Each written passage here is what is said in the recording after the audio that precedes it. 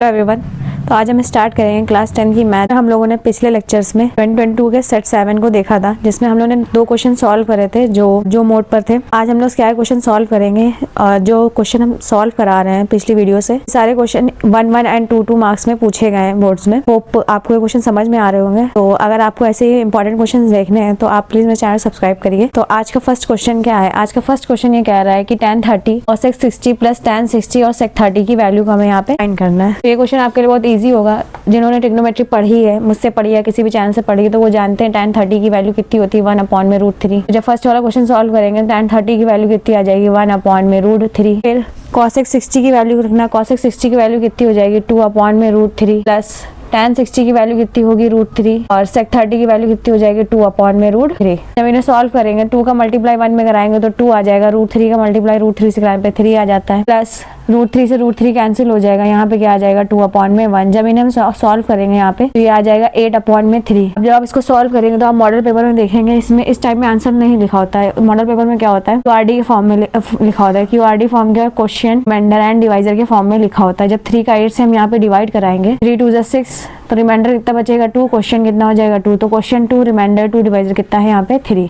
तो इस फॉर्म में मॉडल पेपर में आंसर दिया होगा। तो ये फर्स्ट वाले का आंसर हो जाएगा। एक ट्रायंगल है ABC जिसमें AB की लेंथ 14 सेंटीमीटर और इसके करस्पॉन्डिंग में एक और ट्रायंगल दे रहा है PQR जिसमें PQ की लेंथ कितनी है 16।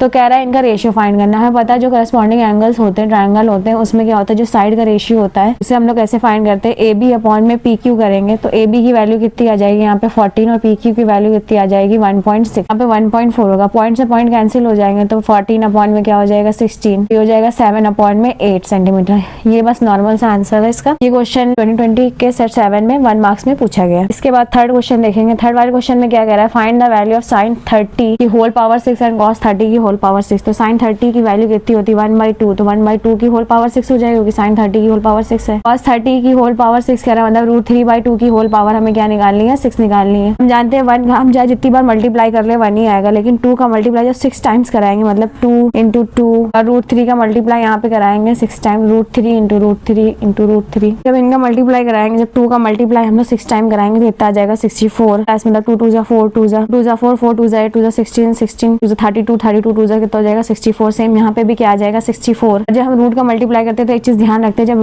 दो रूट एक साथ मल्टीप्लाई करते हैं तो क्या हो जाता है रूट हट जाते हैं, डिजिट आ जाती है। यहाँ पे भी 2 रूट का मल्टीप्लाई डिजिट आ जाएगी, यहाँ पे भी 2 रूट का मल्टीप्लाई डिजिट आ जाएगी। फिर इन दोनों का भी क्या कराएंगे मल्टीप्लाई। 3 3 जा 9 3 जा क्या हो जाएगा 27। जब इसको सॉल्व कराएंगे तो ये आ जाएगा 28 अपॉन में 64। इसको सॉल्व करना चाहे आगे तो आगे सॉल्व कर सकते हैं। 2 1 जा 2 2 4 जा 8 2 3 जा 6 2 2 जा 4 2 7 जा 14 2 1 जा 2 6 जा 12।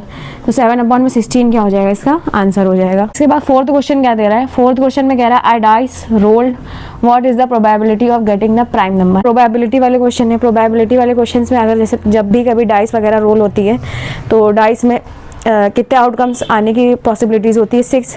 तो टोटल नंबर ऑफ आउटकम्स तो यहाँ पे 6 हो जाएंगे, लेकिन हमसे क्या कह रहा है कि प्राइम नंबर आना चाहिए। तो हम जानते हैं एक डाइस में जो प्राइम नंबर होते हैं वो कौन कौन से होते हैं। प्राइम नंबर या तो 2 होगा या 3 या 5 होगा। मतलब टोटल कितने हो जाएंगे ये 3, मतलब 3 प्राइम नंबर्स आने की पॉसिबिलिटी है। और यहाँ पे total number of outcomes possible outcomes कितने हो जाएंगे। और जब इनकी हम प्रोबेबिलिटी निकालेंगे यहाँ पे तो ये कितनी हो जाएगी। अब हम जानते हैं प्रोबेबिलिटी कैसे निकालते हैं। अपॉन में क्या आता है total number of possible outcomes जो कि 6 है। और जो हमें निकाले से प्राइम नंबर्स निकाले तो प्राइम नंबर निकालने की कितनी पॉसिबिलिटीज है 3। तो 3 को कहाँ लिखेंगे ऊपर।